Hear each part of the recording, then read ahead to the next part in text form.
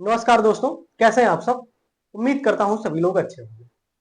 आज की जो हमारी क्लास होगी वो भारतीय संविधान एवं राज्य व्यवस्था के अंतर्गत भारतीय संविधान में भाग 4 में प्रावधान है राज्य के नीति निर्देशक तत्व, जिसके अंतर्गत हम लोग सर्वप्रथम नीति निर्देशक तत्व क्या है उसको जानेंगे। संविधान सभा द्वारा नीति निर्देशक तत्वों को संविधान में क्यों शामिल किया गया उसका अध्ययन करेंगे, उसका महत्व क्या है। उसके बाद नीति निर्देशक तत्व के अंतर्गत कुछ मुख्य अनुच्छेद जैसे अनुच्छेद 36 से लेके 51 तक जो प्रावधान किया गया है, उन प्रावधानों उन उपबंधों को एक एक करके डिटेल में हम लोग समझने वाले हैं। प्रथम बात करेंगे हम राज्य के नीति निर्देशक तत्व क्या है। नीति निर्देशक तत्व क्या है तो आप सभी लोग जानते हैं, भारतीय संविधान की जब आप प्रस्तावना पढ़ रहे थे तो भारतीय संविधान की प्रस्तावना में कुछ उद्देश्यों यानी कि संविधान के या संविधान निर्माताओं द्वारा संविधान का क्या उद्देश्य है उन उद्देश्यों की बात की गई थी। और उन उद्देश्यों में आया था कि कुछ न्याय, कुछ स्वतंत्रताएं, समानता और बंधुत्व की भावना आया था। सामाजिक, आर्थिक, राजनीतिक न्याय, विचार, अभिव्यक्ति, विश्वास, धर्म और उपासना की स्वतंत्रता, उसके बाद समानता, फिर बंधुत्व की भावना पे आधारित था प्रस्तावना। उन प्रस्तावना पे जो ये न्याय की बात की गई थी, सामाजिक न्याय यानी कि सामाजिक, आर्थिक, राजनीतिक न्याय, स्वतंत्रता के अंतर्गत 5 प्रकार की स्वतंत्रता, विचार, अभिव्यक्ति, विश्वास, धर्म और उपासना की स्वतंत्रता, समानता की बात की गई, बंधुत्व की भावना की बात की गई। तो अर्थात हम ये कह सकते हैं कि भारत के भाग 4 में उपबंध नीति निर्देशक तत्व जो है वो किस पे आधारित है, तो भारतीय संविधान की प्रस्तावना में उद्धृत यानी कि प्रस्तावना में प्रयुक्त हुए शब्द सामाजिक, आर्थिक, राजनीतिक न्याय, विचार, अभिव्यक्ति, विश्वास, धर्म और उपासना की स्वतंत्रता, समता और बंधुत्व की भावना पे आधारित है। दूसरा अगर हम बात करें तो दूसरी भाषा में कह सकते हैं कि राज्य के नीति निर्देशक तत्व जो है वो क्या है, तो लोक कल्याणकारी राज्य की स्थापना करना। इसका उद्देश्य क्या है, तो एक लोक कल्याणकारी राज्य की स्थापना की जाए जहां पे कौन से, तो सामाजिक, आर्थिक, राजनीतिक न्याय हो, लोगों को विचार, अभिव्यक्ति, विश्वास, धर्म और उपासना की स्वतंत्रता हो, समानता हो, बंधुत्व यानी कि भाईचारे की भावना लोगों में हो, ऐसे राज्य की स्थापना करना। अर्थात लोक कल्याणकारी राज्य की स्थापना करना क्या है, नीति निर्देशक तत्वों का लक्ष्य है यानी कि उद्देश्य है। किस पे आधारित है, किस पे उद्धृत है, तो भारतीय संविधान की प्रस्तावना में प्रयुक्त सामाजिक, आर्थिक, राजनीतिक न्याय, विचार, अभिव्यक्ति, विश्वास, धर्म और उपासना की स्वतंत्रता, समानता और बंधुत्व की भावना पे आधारित है। दूसरी अगर हम बात करें तो इसका उपबंध कहां है, संविधान में इसका उल्लेख कहां किया गया है, तो सभी लोग ध्यान रखेंगे भारत के संविधान के भाग 4 में अनुच्छेद की अगर बात करें तो अनुच्छेद 36 से लेकर 51 तक नीति निर्देशक तत्वों का वर्णन किया गया है। और अगर बात करें इसकी प्रेरणा कहां से ली गई, अर्थात नीति निर्देशक तत्वों का कहां से इसका उपबंध किया गया है, तो यह आयरलैंड के संविधान से इसकी प्रेरणा मिली है। कहां से, तो आयरलैंड के संविधान से। नीति निर्देशक तत्वों के अंतर्गत आप इसे और अच्छे से समझने के लिए इसकी ऐतिहासिक पृष्ठभूमि पर थोड़ी सी नजर डालते हैं। संविधान निर्माताओं द्वारा जब संविधान का निर्माण किया जाता है तो उस टाइम संविधान सभा के संवैधानिक सलाहकार थे बी एन राव। कौन, तो बी एन राव थे।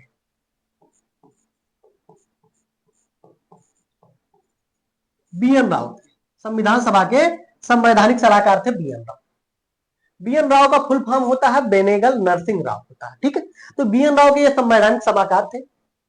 तो संविधान में मूल अधिकारों की जब बात हुई तो मूल अधिकारों के तहत ये मूल अधिकारों को 2 भागों में बांटने की बात की। कितने प्रकार में, तो कहा इन्होंने कि मूल अधिकारों को 2 भागों में बांटा जाए। एक तो वो मूल अधिकार जिन्हें परिवर्तनीय परिवर्तनीय ये शब्द हम इसलिए यूज कर रहे हैं क्योंकि आपसे क्वेश्चन पूछा जाता है तो सेम शब्द का यूज किया जाता है, तो आपको शब्दों का नॉलेज होना चाहिए। तो एक तो वो जो न्यायालय द्वारा परिवर्तनीय हो, दूसरा अपरिवर्तनीय। अपरिवर्तनीय हो किसके द्वारा, तो न्यायालय द्वारा। परिवर्तनीय का अर्थ यह है कि जिनके हनन होने पे या इन मूल अधिकारों पे, ऐसे मूल अधिकार जिनके हनन होने पे आपको न्यायालय जाने की क्या हो, अधिकार। अर्थात न्यायालय द्वारा इनको गारंटी प्रदान की हो। दूसरा, अपरिवर्तनीय हो, अर्थात इन्हें भविष्य में जो नीति निर्माता आएंगे, यानी कि जब गवर्नमेंट आएगी, सरकारें बनेंगी, तो उन सरकारों को कुछ ऐसे उपबंध प्रदान किए गए इन नीतियों पे सरकार काम करे और भारत के नागरिकों को इनसे संबंधित जो अधिकार है और प्रदान करने की कोशिश करें। जैसे जैसे संसाधनों का भारत में संसाधनों का क्या हो, जैसे जैसे संसाधन भारत में हो, वैसे वैसे इन मूल अधिकारों को भारत की जनता को प्रदान किया जाए। किसके द्वारा? तो आने वाले जो नीति निर्माता होंगे उनके द्वारा। जो ये परिवर्तनीय रखा गया कि ये मूल अधिकार परिवर्तनीय है, ये भी क्या है? तो ये भारतीय संविधान के भाग 3 में प्रावधान किया गया इनका, और नाम क्या दिया गया? तो मूल अधिकार। और ये जो अपरिवर्तनीय अधिकार की बात की गई है, ये भी भारतीय संविधान के भाग 4 में इनका प्रावधान किया गया और इनका नाम दिया गया नीति के निर्देशक तत्व नाम दिया गया। तो अर्थात हम कह सकते हैं कि भारतीय संविधान के भाग 4 नीति के निर्देशक तत्व जो है वो भी एक प्रकार के क्या है? अधिकार है। एक प्रकार के क्या है? अधिकार है, किंतु इन्हें सिर्फ न्यायालय द्वारा क्या गारंटी प्रदान नहीं किया गया है। भविष्य में जैसे जैसे संसाधनों का जमाव होगा, जैसे जैसे संसाधनों की उपलब्धता बढ़ेगी, वैसे वैसे इनको क्या प्रदान किया जाएगा? इन अधिकारों को भी भारत की जनता को उपलब्ध कराया जाए। तो ये था हमारा नीति निर्देशक तत्व क्या है, उनका संवैधानिक उपबंध क्या था और ऐतिहासिक पृष्ठभूमि क्या है नीति निर्देशक तत्व, उनको हो गया। अब हम बात करेंगे कि नीति निर्देशक तत्वों का महत्व क्या था, क्यों इसे शामिल किया गया। तो ध्यान रखेंगे, पहला तो हो जाए एक लोक कल्याणकारी राज्य की स्थापना हो सके, इसके लिए नीति निर्देशक तत्वों को शामिल किया गया। क्योंकि नीति निर्देशक तत्वों में किस पे आधारित है ये? तो ये आधारित है सामाजिक, आर्थिक, राजनीतिक न्याय पर। किस पे आधारित है? तो सामाजिक, आर्थिक, राजनीतिक न्याय पर। राजनीतिक न्याय पे, ऐसे स्वतंत्रता पे, और कौन से स्वतंत्रता? तो विचार, अभिव्यक्ति, विश्वास, धर्म और उपासना की स्वतंत्रता पर, समानता पर और बंधुत्व की भावना पर। बंधुत्व की भावना पर इस पे आधारित है, इसलिए एक लोक कल्याणकारी राज्य की स्थापना हो सके, इसलिए नीति निर्देशक तत्वों को शामिल किया गया, जिसमें सामाजिक, आर्थिक, लोकतंत्र की स्थापना करना इसका लक्ष्य हो जाएगा। दूसरा, भारत सरकार के कल्याणकारी कार्यों पर आधार अधिकांश योजनाएं इससे प्रेरित हो। ध्यान रखेंगे, जैसा कि मैंने आपको बताया, जब नीति निर्देशक तत्वों की ऐतिहासिक पृष्ठभूमि की, तो संविधान निर्माताओं द्वारा यह सोच के इसे शामिल किया गया कि भारत की जो अधिकांश योजनाएं होंगी, यानी कि भारत में जो अधिकांश सरकार जब बनेगी, तो वो इन कल्याणकारी कार्यों पे आधारित अधिकांश योजनाएं बना सकेंगी, ताकि इन योजनाओं के तहत इन नीतियों का क्या हो सके? क्रियान्वयन हो सके। दूसरी अगर बात करें, जब कभी न्यायपालिका के सम्मुख कोई संवैधानिक कठिनाई उत्पन्न होगी, तो न्यायपालिका संविधान की प्रस्तावना और राज्य के नीति निर्देशक तत्वों को ध्यान में रख के संविधान को समझने का प्रयास करेगा। ध्यान रखेंगे, मान के चलिए किसी भी संविधान के किसी भी शब्द को व्याख्या करने में माननीय न्यायालय को कठिनाई होती है, तो वो किन चीजों को ध्यान में रख के उसकी व्याख्या करते हैं? तो संविधान की प्रस्तावना और राज्य के नीति निर्देशक तत्वों को ध्यान में रख के उस शब्द की व्याख्या करते हैं। अगली अगर हम बात करें, तो वर्तमान में उच्चतम न्यायालय द्वारा जनहित याचिकाओं के अंतर्गत जीवन की अधिकार की विस्तृत व्याख्या की गई, और वो किस पे? तो जीवन के अधिकार में आजीविका ही निर्देशक तत्वों में वर्णित है, और वो व्याख्या भी किस पे आधारित थी? तो नीति निर्देशक तत्वों पे आधारित थी। ये थी इसकी नीति निर्देशक तत्वों के महत्व की बात हो गई। ठीक है, अब हम बात करेंगे नीति निर्देशक तत्वों के अंतर्गत आने वाले महत्वपूर्ण जो विचारक थे, वो नीति निर्देशक तत्वों के बात करें तो उनके बारे में क्या कहा। उसके बाद हम लोग अध्ययन करने वाले हैं नीति निर्देशक तत्वों के अंतर्गत आने वाले सभी अनुच्छेदों का। बात करें, सर्वप्रथम दो विचारक महत्वपूर्ण हैं। पहला डॉक्टर भीमराव अंबेडकर जी, जिन्होंने क्या कहा कि नीति निर्देशक तत्वों का बहुत बड़ा मूल्य है। यह भारतीय राजव्यवस्था के लक्ष्य आर्थिक लोकतंत्र को निर्धारित करता है, जैसा कि राजनीतिक लोकतंत्र में प्रकट होता है। ठीक है, बात करें दूसरा बी.एन. राव, और इन्होंने क्या कहा? तो नीति निर्देशक तत्वों का राज्य पदाधिकारियों के लिए एक शैक्षिक महत्व की बात की। कौन? तो बी.एन. राव, यानी कि ये कौन थे? तो संवैधानिक सलाहकार थे। और डॉक्टर भीमराव अंबेडकर की बात करें तो ये कौन थे? तो प्रारूप समिति के ये अध्यक्ष थे। ठीक है, तो इन्होंने, आपसे क्वेश्चन पूछा जाता है, डॉक्टर अंबेडकर और भीमराव अंबेडकर, ये बी एन राव के बारे में कि इन्होंने नीति निर्देशक तत्वों के संबंध में क्या वक्तव्य दिया। अब हम लोग अध्ययन करने वाले हैं नीति निर्देशक तत्वों के अंतर्गत आने वाले महत्वपूर्ण अनुच्छेद। भारतीय संविधान के भाग 4 में उल्लिखित नीति निर्देशक तत्वों के अंतर्गत अगर हम बात करें तो कुल कितने अनुच्छेद, तो अनुच्छेद 36 से लेके 51 तक जो अनुच्छेद है, लगभग कितने अनुच्छेद हो जाते हैं, 16 अनुच्छेद हो जाते हैं। और ये किससे संबंधित है, तो नीति निर्देशक तत्वों से बात करते हैं। अनुच्छेद 36 ये जो है, ये नीति निर्देशक तत्वों के अंतर्गत पहला अनुच्छेद है, जिसमें नीति निर्देशक तत्वों के संदर्भ में राज्य की परिभाषा की बात की गई है। राज्य की परिभाषा की अगर बात करें तो आप सभी लोगों ने ध्यान दिया होगा, अगर तो हम मूल अधिकार जब आपको पढ़ा रहे थे तो आर्टिकल 12 मूल अधिकार के शुरुआती आर्टिकल 12 में भी हमने राज्य की परिभाषा का आपने बात की थी। राज्य की परिभाषा का प्रावधान किसमें किया गया था, तो आर्टिकल 12 में। किंतु आर्टिकल 36 में जो राज्य की परिभाषा की बात की गई है वो किसके संदर्भ में है, तो नीति निर्देशक तत्वों के संदर्भ में है। आर्टिकल 12 किसके संदर्भ में था, तो मूल अधिकारों के संदर्भ में राज्य की परिभाषा की बात की गई थी। नेक्स्ट हम देखेंगे अनुच्छेद 37। अनुच्छेद 37 में प्रावधान किया गया है कि ये जो नीति निर्देशक तत्व है ये न्यायालय द्वारा क्या है, परिवर्तनीय नहीं है, अर्थात क्या है, अपरिवर्तनीय है। किंतु क्या होता है, अपरिवर्तनीय होते हुए भी देश के शासन में मूलभूत माना गया है ताकि विधि बनाने में इन सिद्धांतों को लागू किया जा सके। अर्थात राज्य का क्या है, राज्य का कर्तव्य होगा कि वह विधि बनाते समय नीति निर्देशक सिद्धांतों यानी कि तत्वों को ध्यान में रखकर नीतियों का निर्माण करे। इसमें प्रावधान किया गया है आर्टिकल 37 में। दूसरा कौन सा प्रावधान आर्टिकल 37 में है, तो आर्टिकल 37 में प्रावधान है कि नीति निर्देशक तत्व जो है वो अपरिवर्तनीय है। अब हम देखेंगे अनुच्छेद 38। अनुच्छेद 38 की अगर हम बात करें तो इसके दो क्लाज है, क्लाज 1 है और क्लाज 2 है। दूसरी बात करें अनुच्छेद 38 की अगर हम बात करें तो क्या है, सामाजिक आर्थिक राजनीतिक न्याय से भरपूर व्यवस्था की स्थापना हो सके। अर्थात जब भी सामाजिक आर्थिक राजनीतिक न्याय की बात होगी तो किसकी बात होगी, तो एक कल्याणकारी राज्य की बात होगी।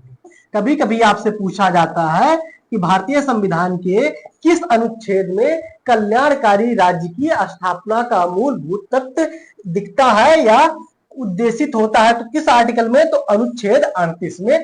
पहला तो आपका एक क्वेश्चन ये बनता है किसमें, क्योंकि अनुच्छेद 38 में सामाजिक आर्थिक राजनीतिक न्याय से भरपूर व्यवस्था की बात की गई है। अर्थात कैसी राज्य की व्यवस्था की बात की गई है, तो दूसरे शब्दों में कल्याणकारी राज्य की व्यवस्था का प्रावधान। नेक्स्ट हम देखें 38(2) के अंतर्गत, तो इसमें किसकी बात की गई, तो आय प्रतिष्ठा सुविधाओं और अवसर की असमानताओं को समाप्त करने का प्रयास करना होगा। और किसको करना होगा, तो ये राज्य का कर्तव्य दिया हुआ है। अर्थात भारतीय संविधान के नीति निर्देशक तत्वों में राज्यों के कर्तव्यों यानी कि भविष्य में जो नीतियां बनाएगी वो इन नीति निर्देशक तत्वों को ध्यान में रख के बनाएगी, उनकी बात की। नेक्स्ट हम देखेंगे अनुच्छेद 39। अनुच्छेद 39 की अगर हम बात करें, 39 की अगर हम बात करें तो इसमें कुछ मुख्य प्रावधान है आपके लिए बहुत ही इंपॉर्टेंट है। पहला तो आप अनुच्छेद 39 पढ़ते समय ध्यान रखेंगे, पहला आपका हो जाएगा 39 का। ध्यान रखेंगे ये का जो है ये किसी क्लाज में नहीं है, अर्थात किसी कोष्टक में नहीं है। जैसे आपका अनुच्छेद 39 का और अनुच्छेद 39 का दोनों दिया है, तो दोनों में पहले तो आपको ये होना चाहिए कि कंफ्यूजन नहीं होना चाहिए। जब हम अनुच्छेद 39 का केवल बोलेंगे तो इसमें बात की गई है समान अवसर के आधार पे न्याय देना व निःशुल्क कानूनी सहायता उपलब्ध कराना ताकि गरीबों को अन्याय का शिकार ना होना पड़े। और ये कब जोड़ा गया, तो आपका हो जाएगा 42वें संविधान संशोधन 1976। अर्थात 39 का जब क्लाज की बात नहीं कर रहे हैं, केवल स्वतंत्र रूप से 39 का की बात कर रहे हैं, तो इसमें किस चीज की बात की गई है कि निःशुल्क कानूनी सहायता उपलब्ध कराने की बात की गई है। कि अगर आप गरीब हैं, आपके पास इतनी संपत्ति नहीं है कि आप अपने आप को निर्दोष साबित करने के लिए कानूनी सहायता के लिए आप वकील हायर नहीं कर सकते, तो उसके लिए आपको क्या निःशुल्क कानूनी सहायता प्रदान करने के लिए सरकारी वकील की जो प्रावधान है वो इसी के तहत आता है। ठीक है, दूसरा अगर बात करें न्याय देना व निःशुल्क कानूनी सहायता की बात कीजिए। अब हम देखेंगे 39 क्लाज का, क्लाज ए या क्लाज का को देखेंगे तो इसमें किसकी बात की गई है, तो पुरुष और स्त्री सभी नागरिकों को आजीविका के पर्याप्त साधन उपलब्ध कराने का राज्य के कर्तव्य की बात की गई। ये उपलब्ध कराने का जो अधिकार है, ये अधिकार कौन प्रदान करेगा, तो राज्य का कर्तव्य होगा कि अपने नागरिकों को यह अधिकार प्रदान करे। किसमें, तो 39 क्लाज में। 39 जब क्लाज की बात नहीं होगी, स्वतंत्र ये होगी, तो निःशुल्क कानूनी सहायता, आप शब्द ध्यान रखिएगा, यही ज्यादातर आपके एग्जाम में उठा लेता है सीधा। खा की अगर बात करें 39 खा, ये आप सारे क्लाज में चल रहे हैं, सभी लोग ध्यान रखेंगे। तो 39 खा में बात की गई है समुदाय के भौतिक संसाधनों का उचित विवरण एवं स्वामित्व हो।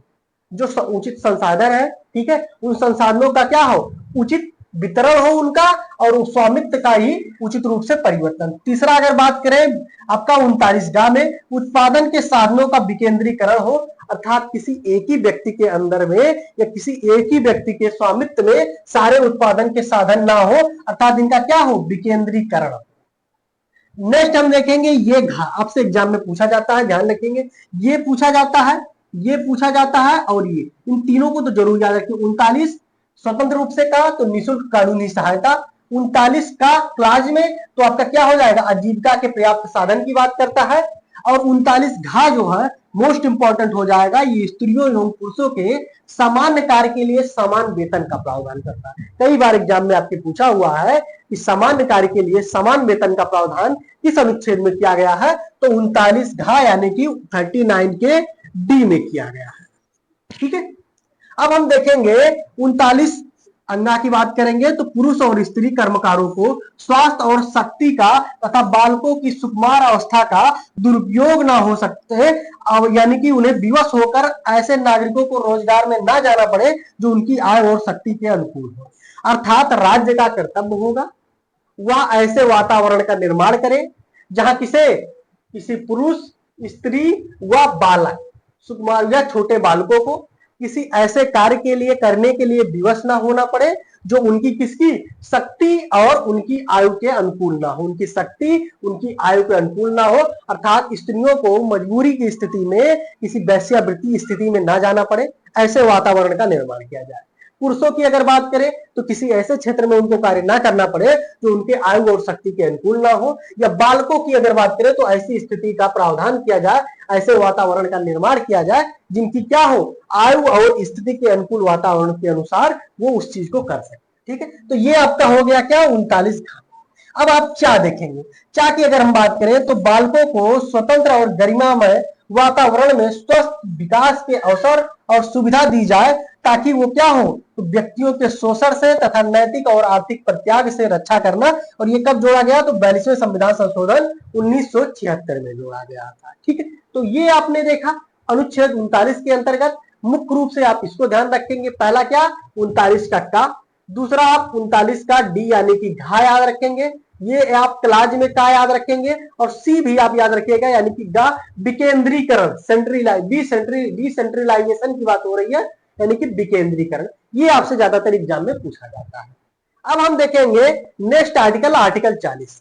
जब हम आर्टिकल 40 की बात करेंगे तो आर्टिकल 40 में किसका प्रावधान किया गया है, तो ये किया गया है ग्राम पंचायतों के गठन करना तथा उन्हें स्वायत्त शासन की इकाई के रूप में कार्य करने हेतु शक्तियां और प्राधिकार देना। ये किसके कर्तव्यों की बात हो रही है, तो ये राज्य के कर्तव्यों की बात हो रही है, ध्यान रखेंगे। बात करेंगे नीति निर्देशक तत्व की, अगर हम बात करें तो दो तरीके के कर्तव्य होते हैं, एक नीति निर्देशक तत्व में है और एक मौलिक कर्तव्य है। मौलिक कर्तव्य है वो नागरिकों के कर्तव्य होते हैं, किंतु नीति निर्देशक तत्व जो है वो राज्यों को कर्तव्य के रूप में प्रदान किया गया है कि भविष्य में आप जब नीतियां बनाएंगे तो इनका आपका कर्तव्य होगा कि इन नीतियों को जो नीति निर्देशक तत्वों में प्रावधान है उनको शामिल किया जाए।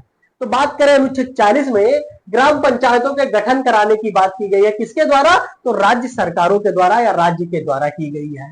अनुच्छेद 41 में कुछ दशाओं में विशेषता जैसे बुढ़ापे, बेरोजगारी, बीमारी या अन्य अस्वस्थ की दशा में काम, शिक्षा और लोक सहायता पाने के अधिकार सुनिश्चित करने के लिए राज्य प्रभावी बनाने के लिए राज्य के कर्तव्य की बात की गई है। अर्थात राज्य का यह कर्तव्य होगा कि वह अपने नागरिकों को विशेष रूप से बुढ़ापे, बेरोजगारी, बीमारी या अन्य आसक्त की दशा में क्या काम, शिक्षा और लोक सहायता पाने का उनको अधिकार के सुनिश्चित किया जा सके, यानी कि काम, सहायता या शिक्षा पाने के वो अधिकार को सुनिश्चित करने का प्रभाव करे।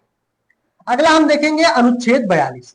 अनुच्छेद 42 में बात की गई है कि ये जो कार्य की बात की गई है, काम की बात की गई है, ये काम की दशा कैसी हो, तो कार्य की न्याय संगत और मानवीय दशाओं तथा मातृत्व सुरक्षा की सहायता का उपबंध। अर्थात अनुच्छेद 41 के तहत राज्य जिन कार्य को, यानी कि जो कार्य उपलब्ध कराएगा, कैसी स्थिति में, बुढ़ापा, बेरोजगारी, बीमारी या अस्वस्थता की दशा में ऐसे कार्य जो उपलब्ध कराए वो कैसा हो, वो कार्य न्याय संगत हो और दूसरा मानवीय दशाओं के अनुकूल हो, अर्थात वो कार्य ऐसे हो जो आप कर सके, उसकी बात की गई है। दूसरी बात मातृत्व अवकाश, अर्थात कार्य करते समय मातृत्व अवकाश की भी व्यवस्था हो, यानी कि सुरक्षा और मातृत्व अवकाश की भी छूट हो। यह किसमें प्रावधान किया गया है, अनुच्छेद 42 हो जाएगा। नेक्स्ट हम देखेंगे अनुच्छेद हमारा हो जाएगा 43। 43 के अंतर्गत मुख्य रूप से कर्मचारियों को निर्वाह मजदूरी एवं कुटीर उद्योगों का विकास। ध्यान रखेंगे अनुच्छेद 43। अनुच्छेद 43 के अंतर्गत दो क्लास जोड़े गए हैं, क्लास 1 और क्लास 2, यानी कि क्लास 43 का और क्लास 43 का। कर्मचारियों के निर्वाह मजदूरी और कुटीर उद्योग। याद करने का तरीका पहला आप देखेंगे, अनुच्छेद 40 जब आपने पढ़ा तो ग्राम पंचायतों का गठन की बात की। अनुच्छेद 41 में काम या सहायता पाने की अधिकार बात की। अनुच्छेद 42 में जो 41 में काम की बात की गई, वो काम कैसा हो, मानवीय दशा के अनुकूल हो, ये बात की गई अनुच्छेद 42 में। अब अनुच्छेद 43 में बात की जाती है कि जो मानवीय दशा के अनुकूल कार्य है वो कार्य कैसा हो, तो उस कार्य को करने से कर्मचारियों को निर्वाह पूर्व मजदूरी और कुटीर उद्योगों के विकास की बात की गई कि अगर वो कोई कार्य कर रहा है तो उसको उतनी मजदूरी प्रदान की जाए जिससे उसका निर्वाह, यानी कि जीवन के निर्वाह हो सके। दूसरी बात की गई कुटीर उद्योगों का विकास करना, राज्य के कर्तव्यों की बात की गई कि राज्य क्या करेगा, कुटीर उद्योगों का विकास करेगा। अगला हम देखेंगे 43 के काम में उद्योगों के प्रबंध में मजदूरों की भागीदारी की उपयुक्त विधान बनाना, अर्थात जो ये कुटीर उद्योगों के विकास का प्रावधान करेगा उसमें क्या होगा, उसमें मजदूरों की भागीदारी, उसका प्रावधान किसमें किया गया, तो 43 का में बात की गई। और ये कब जोड़ा गया, तो 42वें संविधान संशोधन 1946 के द्वारा 1976 के द्वारा क्या जोड़ा गया, 43 का। अर्थात क्या हो, मजदूरों की भागीदारी हो और किसमें, तो उद्योगों के प्रबंधन में। और किस प्रकार के उद्योगों के, तो कुटीर उद्योगों के प्रबंधन में मजदूरों की भागीदारी। अब हम देखेंगे 43 खा। कई बार आपसे एग्जाम में पूछा जाता है क्योंकि 43 खा में बात की गई है कि सहकारी समितियों का उन्नयन, सहकारी समितियों का उन्नयन। और कब जोड़ा गया, तो 97वें संविधान संशोधन 2011 के द्वारा जोड़ा गया। सहकारी समितियों के उन्नयन की बात की गई, कई बार एग्जाम में आपके पूछा गया है। अनुच्छेद 44 हाल ही में चर्चा में रहा, नागरिकों के लिए एक समान नागरिक संहिता लागू करने का प्रयास करना, यह राज्य का कर्तव्य हो। जैसे हाल ही में उत्तराखंड के द्वारा यह प्रयास किया गया है, ठीक है, किसके द्वारा, तो उत्तराखंड के। उससे पूर्व अगर बात करें तो गोवा में समान नागरिक संहिता पहले से ही लागू था, हाल ही में कहां लागू हुआ, तो आपका उत्तराखंड में हो जाएगा। अब हम देखेंगे अनुच्छेद 46। अनुच्छेद 45 की अगर हम बात करें, 44 में क्या हो गया, समान नागरिक संहिता की बात हो गई। अनुच्छेद 45 की अगर हम बात करें तो इसमें बात की गई है 0 से 6 वर्ष की आयु के कम आयु के बच्चों को शिक्षा तथा उनकी देखभाल करना, ये किसमें प्रावधान किया गया है, तो अनुच्छेद 45 में। बात करेंगे सर्वप्रथम तो भारतीय संविधान के जब हम मूल अधिकार के अंतर्गत अनुच्छेद 21 का पढ़ा रहे थे तो 21 का में 6 से 14 वर्ष की आयु के बच्चों के शिक्षा का प्रावधान मैंने बताया था मूल अधिकार के रूप में। ये कहा था, तो ये 6 से 14 वर्ष के जो बच्चों की शिक्षा का प्रावधान था, ये कहा था, तो ये था भारतीय संविधान के अनुच्छेद 45। उसे उठा के मूल अधिकार के रूप में अनुच्छेद 21 का में लेके जाया गया।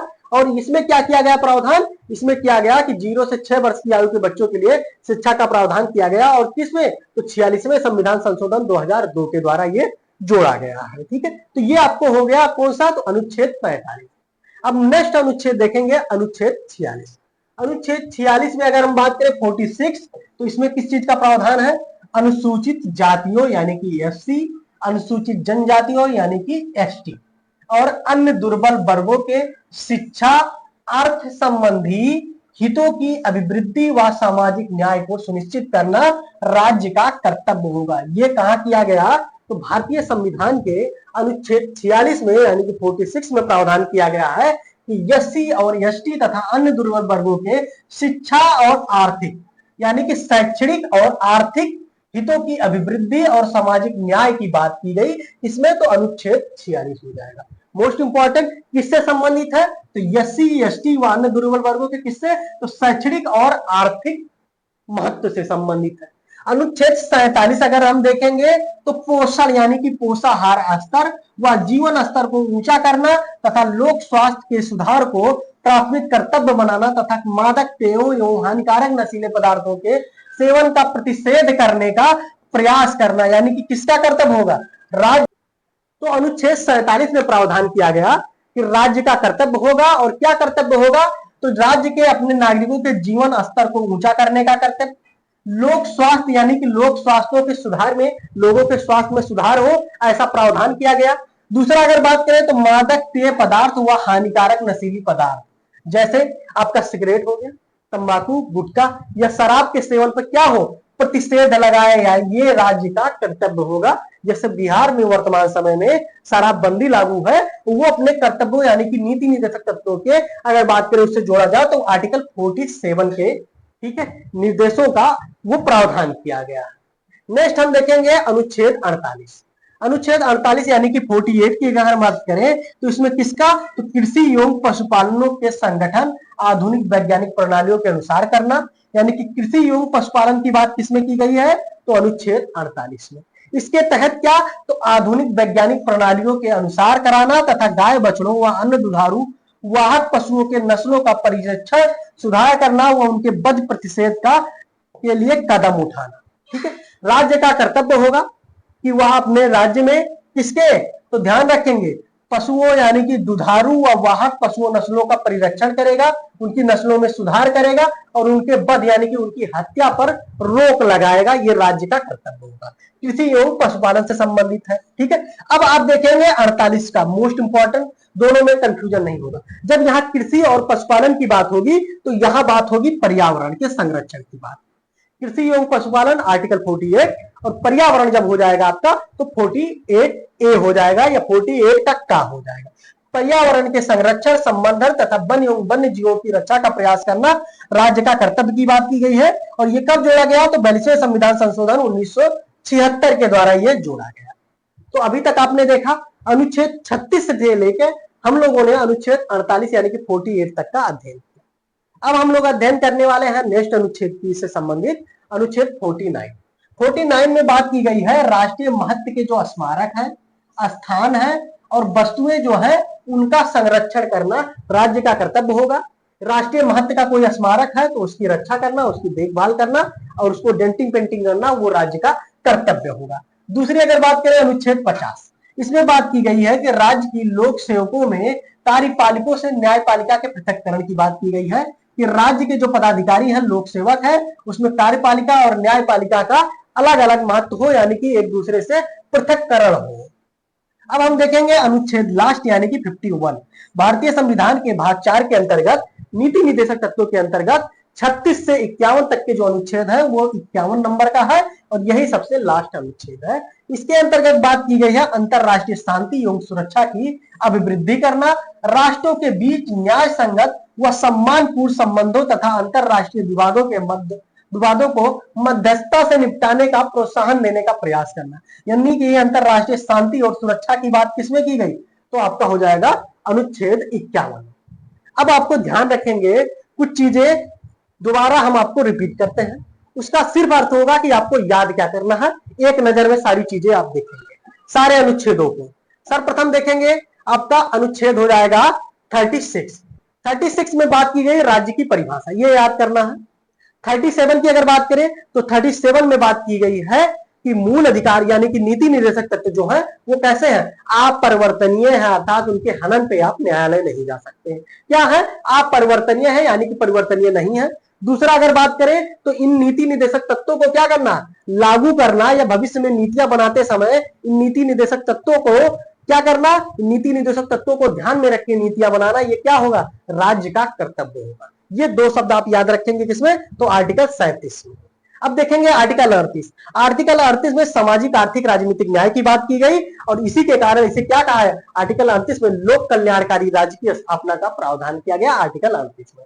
38(2) की अगर बात करें तो ये भी आय प्रतिष्ठा सुविधाओं एवं अवसर की जो असमानता है, राज्य का कर्तव्य होगा कि इन असमानताओं को कम करे। ठीक है, ये आर्टिकल क्या होगा 38(2). आर्टिकल 39 का की अगर बात करें स्वतंत्र रूप से का, तो ये कानूनी सहायता की बात करता है और कैसी स्थिति में, तो समान अवसर के आधार पर न्याय देना व निःशुल्क कानूनी सहायता की बात करना है।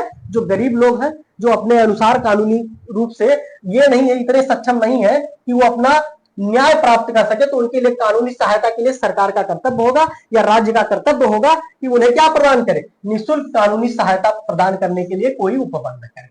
39 अब क्लाज का देखेंगे। क्लाज का में बात की गई है पुरुष और स्त्रियों को आजीविका के पर्याप्त साधन उपलब्ध कराना राज्य का कर्तव्य।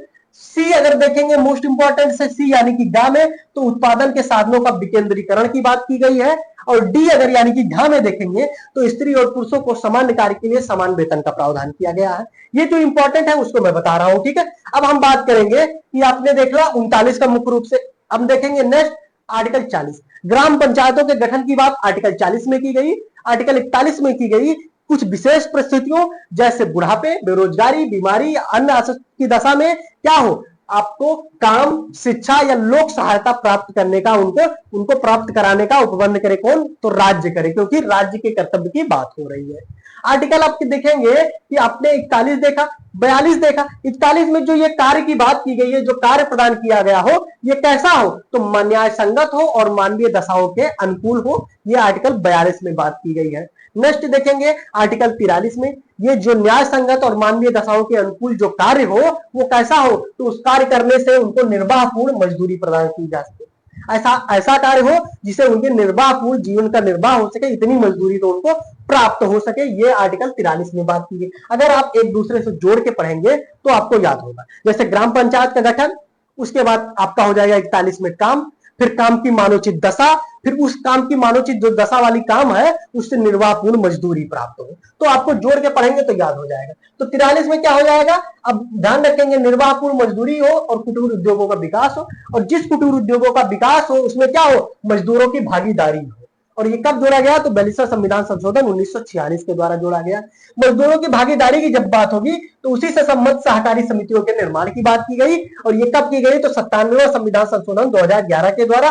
ध्यान रखेंगे मोस्ट इंपॉर्टेंट है 97वां संविधान संशोधन, तो आप ध्यान रखेंगे। अब देखेंगे आर्टिकल 44, सभी लोगों को याद होगा, समान नागरिक संहिता।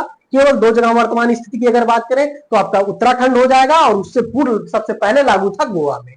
आर्टिकल 45 की अगर बात करें तो शिक्षा, ठीक है, किसके शिक्षा, तो 0 से 6 वर्ष से कम आयु के बच्चों की, 0 से 6 वर्ष, ठीक है, ये शिक्षा की बात कहां की गई, तो आर्टिकल 45 में। और 6 से 14 वर्ष की जब शिक्षा की बात होगी तो वो कहां होगा, तो आर्टिकल 21 के काम में मूल अधिकार में होगा। अब नेक्स्ट हम देखेंगे आपका 46 में एससी एसटी वर्ग के जो शैक्षणिक और आर्थिक रूप से पिछड़े हुए लोग हैं उनके हितों की बात की गई। 47 यानी कि 47, ध्यान रखेंगे, याद करने का तरीका ऐसे आप क्या कीजिए, जोड़ के पढ़िए। 47 जब भी बात कीजिए तो पोषाहार, ये सा से सा जोड़िए, तो पोषण स्तर या जीवन स्तर को ऊंचा करने का राज्य का कर्तव्य हो कि राज्य ऐसी नीतियों का निर्माण करे जिससे वहां के नागरिकों का पोषण स्तर, जीवन स्तर ऊंचा हो और लोक स्वास्थ्य में सुधार हो। आर्टिकल 48 ए की बात करें तो सर्वप्रथम बात करेंगे कृषि एवं पशुपालन, और 48 में और 48 ए में कृषि पशुपालन से थोड़ा सा अगर वैज्ञानिक रूप से आगे बढ़े तो आपका क्या हो जाएगा, पर्यावरण संरक्षण और संवर्धन की बात हो रही है। नेक्स्ट हम देखेंगे क्वेश्चन नंबर हमारा 49, राष्ट्रीय महत्व के जो स्मारक है राज्य का कर्तव्य होगा उनका क्या हो, उनके स्थानों वस्तुओं का संरक्षण या परिरक्षण करे, ये राज्य का कर्तव्य होगा। आर्टिकल 50 तो लोक सेवकों यानी कि कार्यपालिका और न्यायपालिका के पृथककरण की बात की गई, और आर्टिकल 51 यानी कि सबसे लास्ट अनुच्छेद में बात की गई है क्या, तो अंतरराष्ट्रीय शांति और सुरक्षा की अभिवृद्धि के लिए कार्य किए जा सके, यानी कि अंतरराष्ट्रीय शांति और सुरक्षा का प्रावधान किया गया है अनुच्छेद 51। तो ये था हमारा नीति निदेशक तत्व, जिसके अंतर्गत हम लोगों ने संपूर्ण नीति निदेशक तत्व है क्या, ऐतिहासिक पृष्ठभूमि क्या था उसका, संवैधानिक उपबंध उसका कहां कहां पे है, उसके बाद उसके महत्व क्या है, और एक एक अनुच्छेदों को हमने डिटेल में अध्ययन किया आपकी एग्जाम के दृष्टि से। कुछ अनुच्छेद जो आपके